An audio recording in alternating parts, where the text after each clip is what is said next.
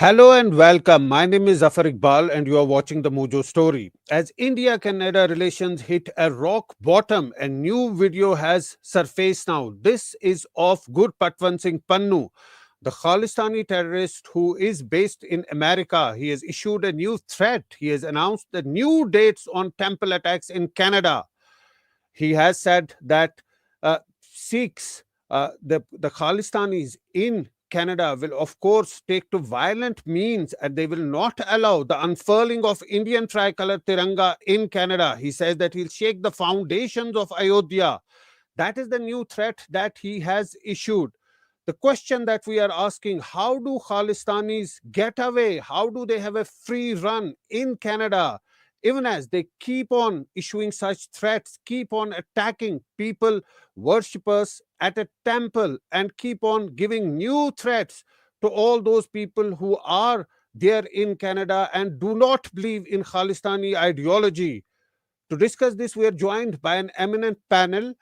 We are joined by Bordman. He joins us from Canada. He's a journalist. Welcome to the show, Daniel. We're also joined by Donald Best, who's an ex-Toronto police sergeant. Welcome back, Donald, to Mojo Story. And of course, we'll be joined by Prabhu Dayal, who's a former diplomat.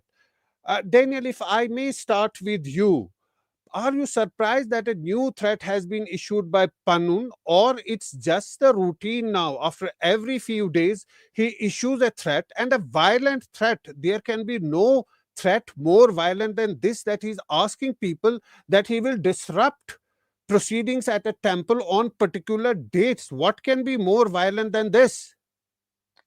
Well, we'll find out after he gets away with this, because this is the way of extremism is when you do not stop them, they escalate and they keep going. Um, the current police philosophy in Canada is to depolice and to de-escalate and to ignore and push away, and not ever confront and solve problems.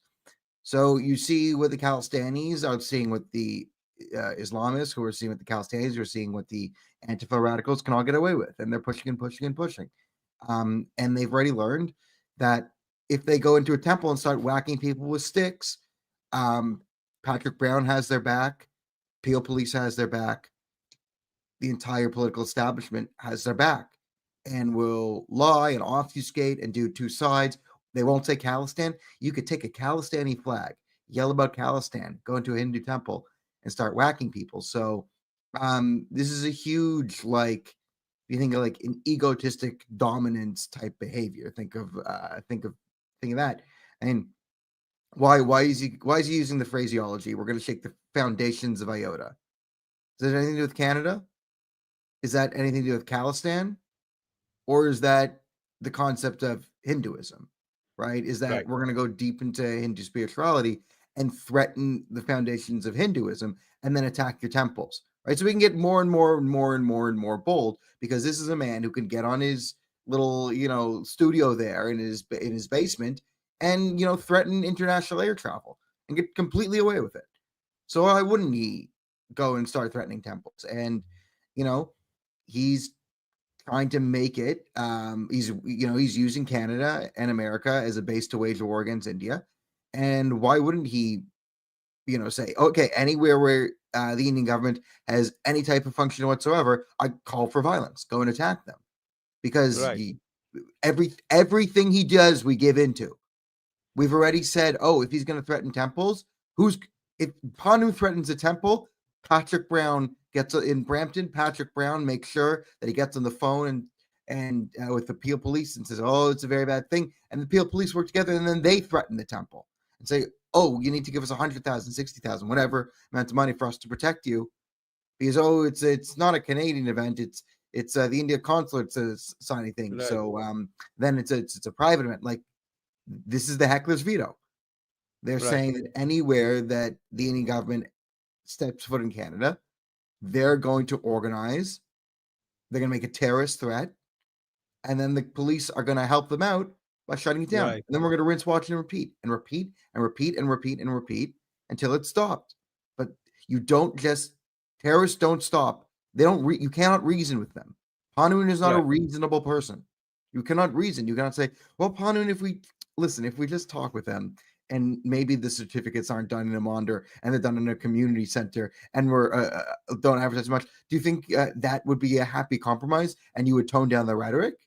Listen, when you're talking to Pannun, he's going to say, yes, of course, do that. And then you're going to attack the Hindu community for him. And then he's going to get more Yeah. radical. And he's going to do Right. something crazy. And Called and and lying. and there has been an attack on a aeroplane in the past. A flight, a Kanishka bombing has taken place, and he still goes about making those threats. And as we are pointing out, that the system protects these people, the system seems to be defend them, and that's why they get so emboldened. Now, you spoke about the police. One police officer was recently seen siding with the Khalistani protesters when they were beating up worshippers at a temple. We spoke about this, Donald Best, last time when you came on our show. He was suspended. Do you think that it has set an example, or nothing seems to have changed on the ground? As you know, and I criticize both Hindus and Sikhs, and I criticized that officer, but mostly I criticized the police and the politicians for not adhering to the rule of law. The rule of law, of course, is that everybody's treated equally. Everybody has to obey the law, and if they disobey the law, they should be brought to account for that, depending on what law they've broken. Now, in Canada, the Criminal Code, Section 176, clearly protects religious places of worship. Whether or not there's worship going on there, or whether there's a meeting going on or a social meeting, it's all covered under Section 176. But we saw in the original episode when the Sikh extremists, the Khalistanis, including that police officer off duty waving that flag, and they attacked that temple, and they were not charged. They were not taken away. That law was not enforced. Then we saw a retaliatory attack when Hindus got together, and some of them were saying, kill the Sikhs. This is in Canada. This is incredible. And they marched to the Sikh place of worship, and they were stopped. But this was a retaliation. I wrote an article that had the police done the right thing at the first, I think it would have nipped that retaliatory attack or protest, whatever you want to call it, in the bud. Because I think that the Hindu community would have said, okay, the police are looking after this. But the police aren't looking after this. The police have constantly come down on the side of this side or that side, whatever it is. Black Lives Matter, the Antifa attacks, this latest by the Khalistanis. The police seem to take sides. And this just exacerbates any situation, because if Canadians cannot depend upon our police, well, then who are we to depend upon? So I wrote that article, and immediately the Peel chief of police blocked me on X. Blocked you? Yes, Right. he blocked me on X. And I had reached out to their media people, and I had been talking with them and received all sorts of information from them. But now I am blocked. So, just for our viewers, that Donald Best is a former police officer. When that temple attack happened, there were videos that surfaced, and in one of the videos, there was one person, Harinder Sohi, who was seen siding with the protesters while they were beating up the worshippers. He asked some questions to the police. He gave a list of questions to them. They gave answers to him. They told him, yes, this man belongs to the police force, and investigation is underway. The person was suspended. Now, he's been insisting on the policing, on the right method of policing. But what has happened? The police chief has now blocked him on X. Right, Donald Best? That's right, and the media relations don't respond to me. So because as a journalist, because that's what I do now, I used to be a police officer, a sergeant, but as a journalist, I've written a few articles that are critical of the Peel Police. So now they won't have anything to do with me. No, Oh well. why is it happening? Is it lack of professionalism? Is it that they are following a particular direction that's been given to them? What is the reason? Because generally police will try and de-escalate the situation. Why do they escalate by siding with one group or the other group? I think it's because policing, law enforcement, has become political in Canada. Don't forget, we had thousands of people peacefully go to Ottawa in February of 2022 protesting against the lockdowns for the COVID lockdowns, against the injections, and against rules that prevented us from traveling from one province or going from city to city, which were unconstitutional. So the people went there, and what happened? They were trampled, they were hit, they were arrested, their bank accounts were frozen with no legal authority to do that. The police just took all their assets, froze their bank accounts, they lost their insurance, they lost their mortgage, and families were destroyed. That was the police acting like political thugs. And it's just incredible because in Canada, this has not been the way things have been. It's not the way things are supposed to be. But now, in every situation, it seems that we have politics interfering with law enforcement, fair law enforcement, and we have people in charge of police who are acting politically. And I believe this is what we have in the case with Peel Region, because clearly the Khalistani separatists all across Canada at all levels of government have had undue influence. They're only a very tiny part of the population. And yet, as many people have reached out to me, they've told me that in their riding, when they go to a provincial or a federal election, every candidate for every party will be a Sikh. Now that happens when communities enclave, when instead of spreading out across Canada, they go to one little community and they gain political power in it. And that's part of the situation here too. It's a complex situation. But the one Absolutely. thing that should not be happening is the police should not be taking sides and protecting terrorists. And when that incident happened, before that also that police officer had taken part in another demonstration. Perhaps if those videos were not released or they would not have surfaced, no action would have been taken against them, because there was no choice. Once those videos were out, some action had to be taken against that police officer. But Prabhu Dayal, the point that Donald Best was also indicating too is that Khalistani seem to have infiltrated the system at multiple levels. That's why they are emboldened. Pannu continues to give threats, threatening threats after threat, one after the other, without any consequences. And they are saying that they will again stop worshippers at the temples, and they are going to resort to violence. How is it possible if Khalistani separatists have not infiltrated the system in a big way? Another pointer to that is that the conservatives cancelled the Diwali party. It's not just the liberals, but it's all across the system that this thing seems to have creeped in. Well, first of all, I would like to compliment the previous speaker, Mr. Donald Best, for his very correct analysis. He really hit the nail on the head when he said this problem has started because the police is taking sides. The police in Canada seems to have become politicized, and he rightly pointed out various examples to show what he was driving at. Now, I would like to say that Sikhs are considered here in India among the most loyal and patriotic section of our society. But there are a handful of exceptions who are extremist Sikhs. Now, Canada has become a hotbed for anti India activities by extremist Sikhs. Uh, these extremist Sikhs are openly calling for the breakup of India and for the creation of a sovereign state called Khalistan in the Punjab region of India.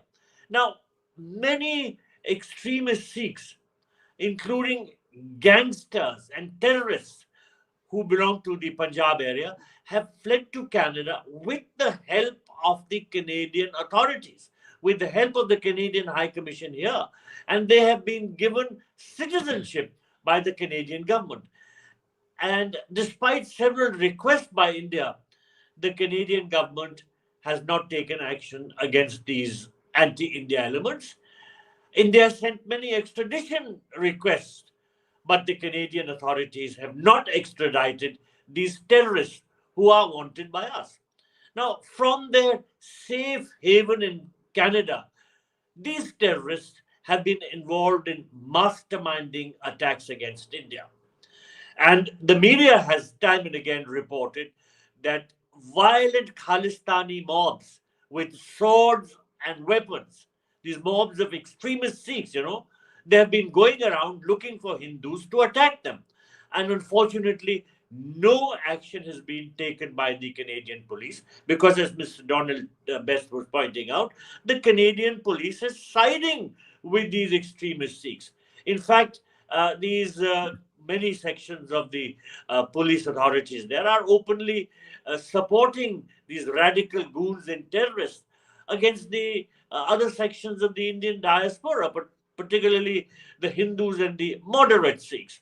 So unfortunately, the open support by the Canadian police to the Khalistani extremist Sikhs has come out in the open, as you mentioned, after a video surfaced of some police officer uh, himself attacking the Hindus at the Brampton temple, and he was siding with the extremist Sikhs who were part of that activity. Now, what is very, very sad is that there were some consular camps which were to be held in the Greater Toronto area, and these were to be held at two Hindu temples, and these have had to be cancelled because this extremist Sikh called Gurpatwant Singh Pannun has issued threats against the Indian diplomats who would be organizing those consular camps. Let me mention that the whole purpose of organizing consular camps is that the consulate officials go to distant places and help people who are Indians or people of Indian origin to get services. Now, let me mention that in the month of November, retired Indian government officials, including those from the army, are required to give life certificates. That is to say, certificates showing that they are alive so that their pension can be continued.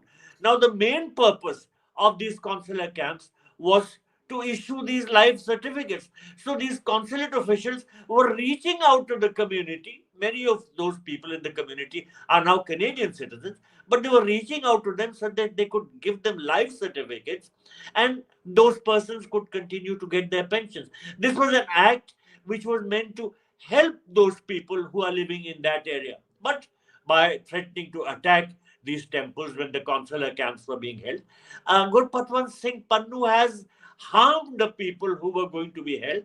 And of course, he has created further problems in India's relations with Canada because the impression is becoming stronger that the Canadian authorities, particularly the Canadian police, is siding with these extremist Sikhs. Right. If we can have that letter up, there is no choice but to cancel those camps because of the very obvious threats that are being issued. Uh, that letter clearly indicates that there is that letter that if we can have it on full screen, it clearly says that there is no other way life certificate event scheduled at Brampton Mandir by the Indian consulate has been cancelled. There is extremely high and imminent threat level of violent protests. We are deeply saddened that Canadians now feel unsafe coming to Hindu temples in Canada. Now, this is Brampton Triveni Community Center that has issued this. They have a reason to issue this letter. What happened last time? Now, this was a camp that was organized by the consulate, and Khalistani separatists came holding those flags shouting slogans, and beat up the worshippers. Daniel, what can get worse than this? All these camps have now been stopped. There won't be any life certificates that will be given to the people who need it. That will impact their pensions. This seems to be getting from bad to worse. We know that Justin Trudeau, in a recent statement, said that there are Khalistanis in Canada, but not all Khalistanis are Sikhs. That was a cleverly worded statement, because, in the same breath, he said that there are Hindu supporters of Prime Minister Modi in Canada, but not all Hindus support Modi. So that was a strange equivalence that he was drawing. Yeah, I mean, Trudeau's clearly compromised ideologically. Whether by, I think a lot of it's natural. Like he has a natural affinity for extremists. I think Oswald Assange pointed this out. I think you see it in his choice of also who he associates with in the Muslim community. He also he started opposing moderate Sikhs. He also instantly opposed and despised moderate Muslims. Went directly to the Muslim Brotherhood. Even palled around with organization the ICNA, which publicly says Islam and democracy are not compatible and promotes sexual slavery. So these are the type of people that Justin Trudeau sees as, the people he can work with, or maybe he thinks he can moderate them. I think a lot of it's like the narcissism. I think he lives in the world created by Barack Obama in 2009, where you can hug the terrorism away and be really dynamic and I'm a young, good-looking leader, being so dynamic and bucking the trend. And he's lived in this world his entire life, and it's still 2009 for him, even in 2024. So what are they going to do next? Like, what's the next step? That's up to figure out. There's going to be a next step, because you can clearly see there's a pattern to undermine India at all levels, and Justin Trudeau's doing it, where he's legitimizing and delegitimizing at the same time, taking the Khalistan movement and saying it's basically like India, Khalistan and India, two countries, right? This is a problem. But we support United India, right? And then, Khalistan, Pannun, and Modi, they're the same, right? But Modi's not a terrorist. He's the democratically elected leader of a country, which should be allied with us, right? But he's part of the international left, and the international left wants to undermine Modi, wants to undermine every leader who isn't, on board in what the geopolitics of Barack Obama's fantasy land circa 2009, right? India's, Donald Trump is back, and he's the Donald Trump of Donald Trump. Right. And Modi's in India. That makes him Donald Trump, but in India. We have Pierre Poilievre, who's Donald Trump, but in Canada. And then, again, none of this is actually true, but this is how Canadian media thinks. These are the Donald Trumps. These are not Donald Trumps. We make good guys and bad guys that exist in the newsroom of the CBC. And then we try and impose our fictional reality onto the reality of reality, and it doesn't go well, and it leads to chaos. So what's Pannun going to do? Well, he's done a very good job of destabilizing Canada-India relations, and he's going to find the next way to do that. So I think Pannun's in a sort of a scenario where, I don't think he thought 2 years ago he'd be able to be threatening to blow up airplanes and temples all simultaneously, right?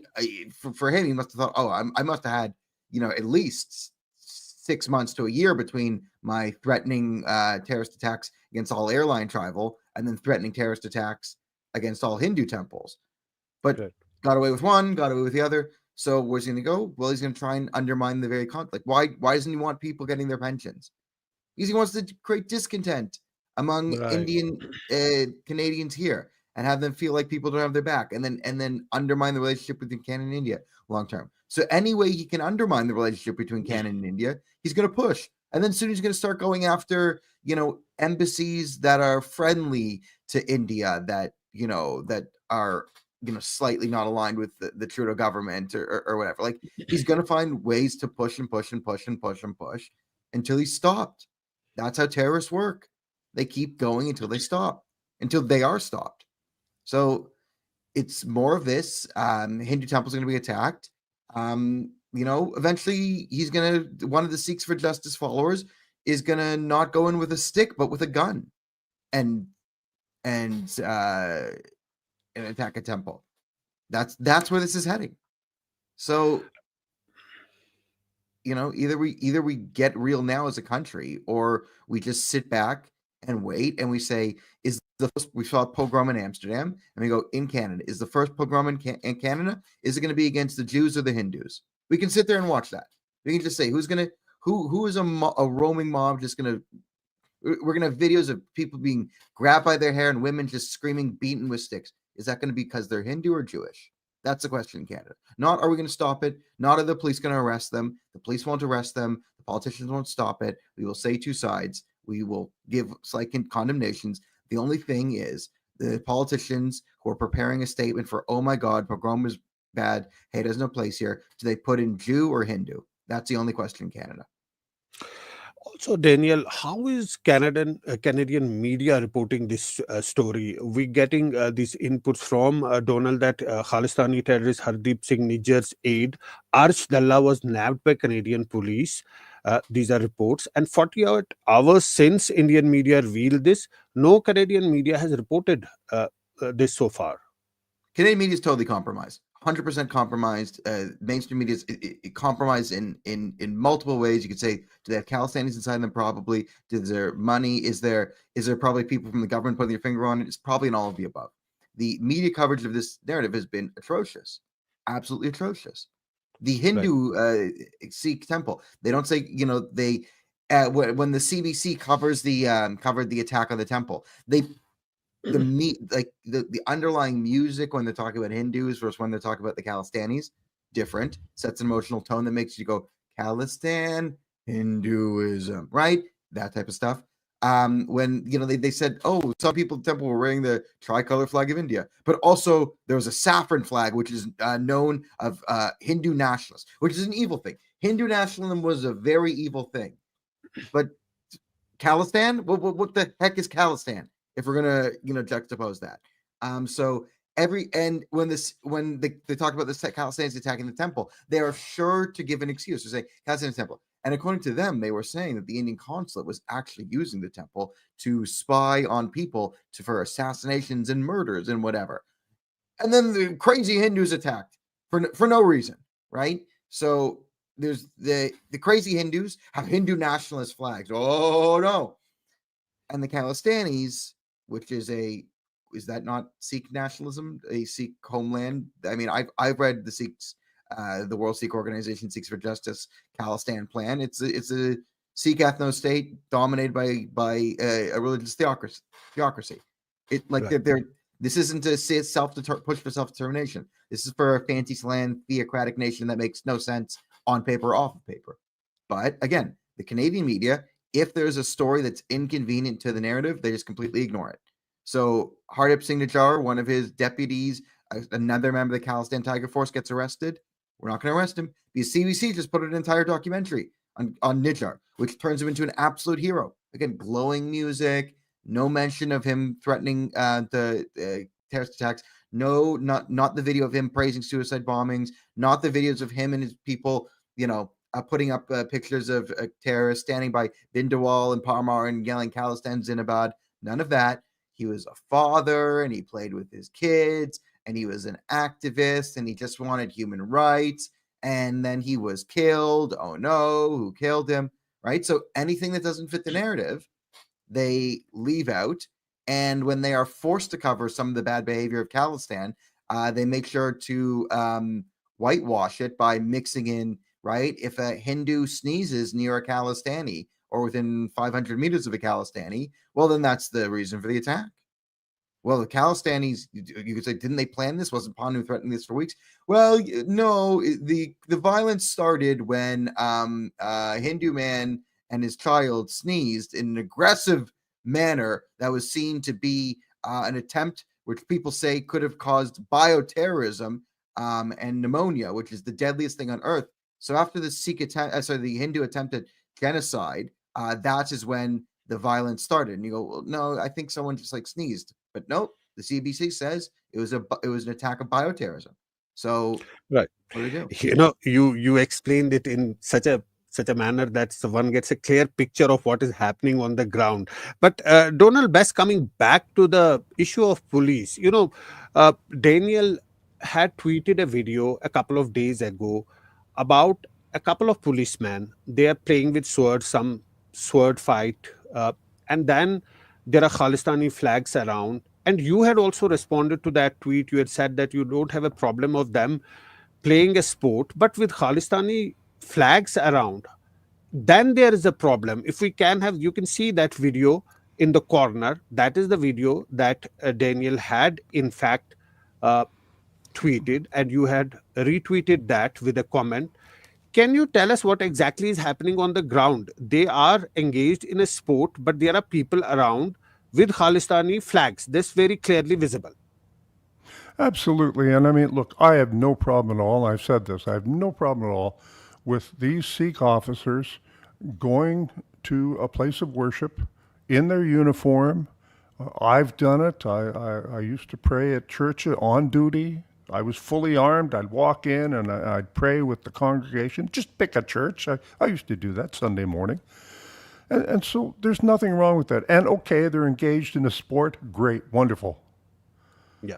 The problem is they are backed by Sikhs holding political flags that have been associated with acts of terror. I mean, let's be clear, okay? Canada's worst terror attack was the Air India, where we lost so many people, and that was Khalistani Sikh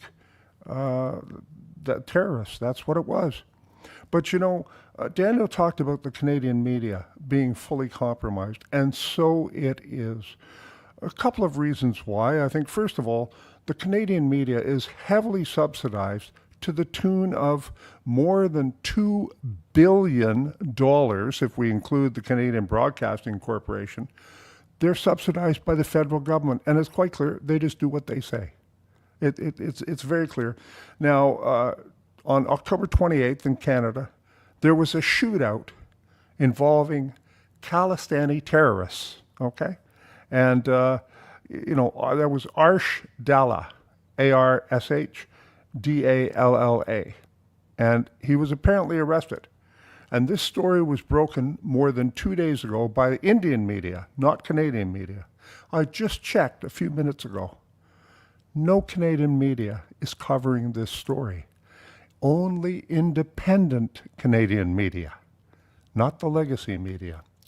So it's just an example of how the media here is compromised on so many stories, and it also shows the rise of the independent media. I mean, look at us here talking now, okay? And my articles, and I know Daniel's, have had millions of readers. If we look at what we've written over the past few months about this and other subjects. So the rise of the independent media is what's making a difference here. I also want to say that this idea of the politicalization of the police is not new, and it is not confined to this issue of Hindu and Sikh politics. We had Black Lives Matter back in 2020. We had them marching throughout Canada. It was illegal, what they were doing, because it was against the same lockdown laws that the police brutalized the truckers for. But these were okay because they were Black Lives Matter. So the police and the chief of police and the prime minister came out and knelt with the Black Lives Matter protesters as they were breaking the law. And then they choose to favor this side and not that side.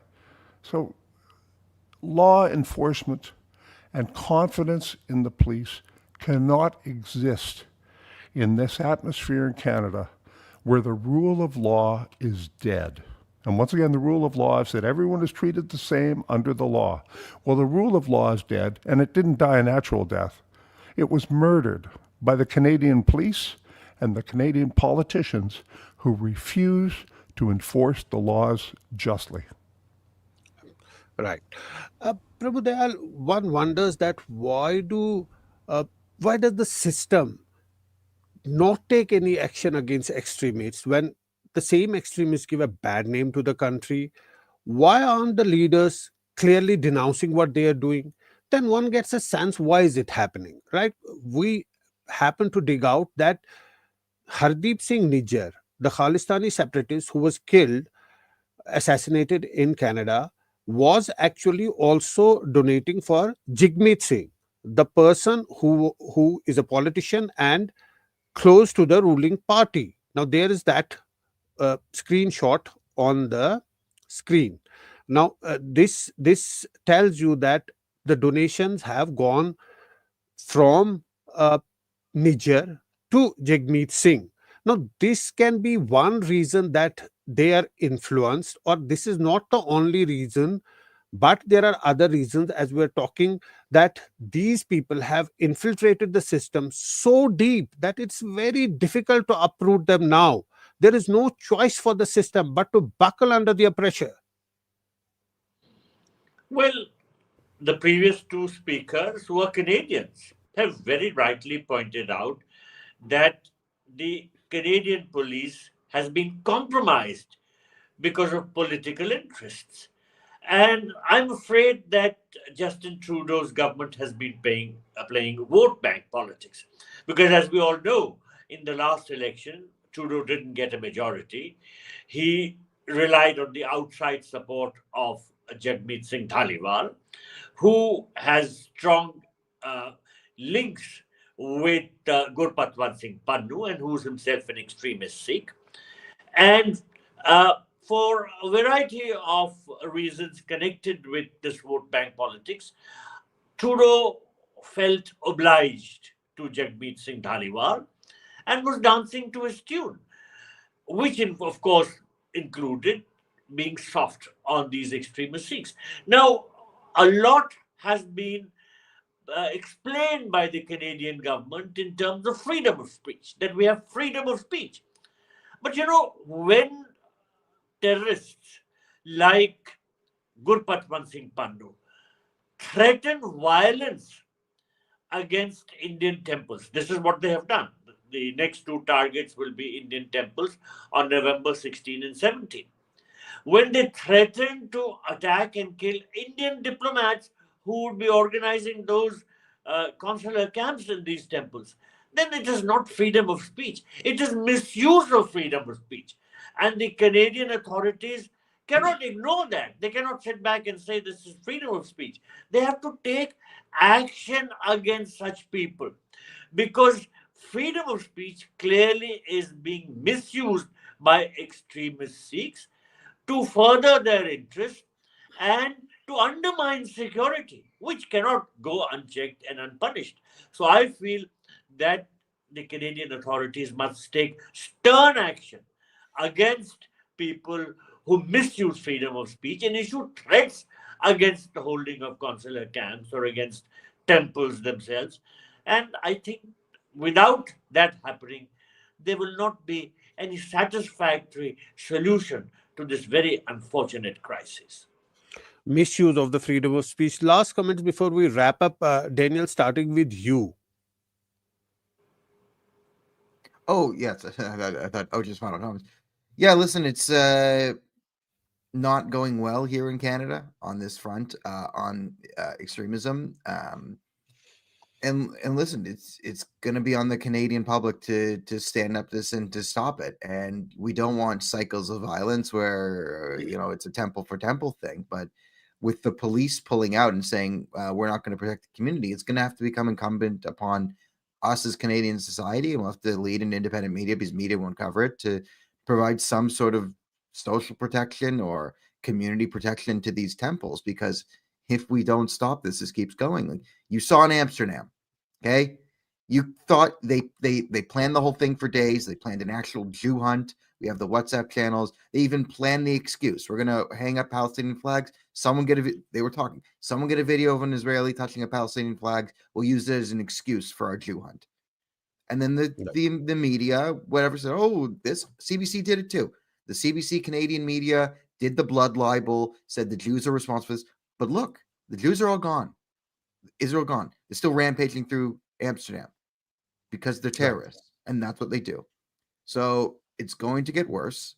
And as the jihadis attack synagogues, that gives a green light to the Khalistanis to attack temples, which gives a green light again for the Antifa radicals to burn down more churches, which gives the Khalistanis more of a green light, which gives the jihadis more of a green light. And all of this is spiraling further and further and further and further and further out of control. And soon people are going to start to die because the police has no interest in stopping this and no Donald, tools to. yes, we come back to the police really not doing policing at the end of the day. Donald, last comments? Well, that's exactly it. If the police applied the law fairly right across Canada, and they had the will to do it and the backing of our so-called leaders, I believe that many of these problems would disappear overnight. Your viewers might not know, but in the last 2 years, over 100 Christian churches have been burned and destroyed in Canada. 100. But they're Christian and no one seems to care. But you know what members of the government said? Oh, you can understand. You can understand? And it just makes me wonder if what we're seeing now, allowing the Khalistanis to attack the temples and supporting them and bringing so many of the terrorists to Canada, if that isn't part of some bigger chaos just to undermine the good of society. But here we are. Ordinary people want to go to church, they want to go to temple, and even though we have laws prohibiting people from protesting outside of religious places and from disturbing ceremonies and meetings, even though we have that criminal code, the police didn't enforce it. Why not? Right. Last word to you, Prabhu Dayal. Well, as again Donald Best pointed out, 100 churches were burnt. Nobody took action. Now, if places of religious worship are being attacked, then the perpetrators of those acts should be punished straight away. They should be caught and exemplary punishment should be given to them. Similarly, these extremist Sikhs who have been targeting Indian temples or who are threatening to attack Indian diplomats if they hold consular camps there, these people should be rounded up and locked up. Severe punishment should be given to them, because if they're allowed a free run, naturally there'll be a breakdown of the law and order situation. Naturally these acts will go unpunished, and the perpetrators of such activities will be encouraged to do such acts. So I feel that strict law enforcement action is necessary, and all those who are guilty should be brought to justice. Strict law enforcement action is necessary. We'll have to leave it here.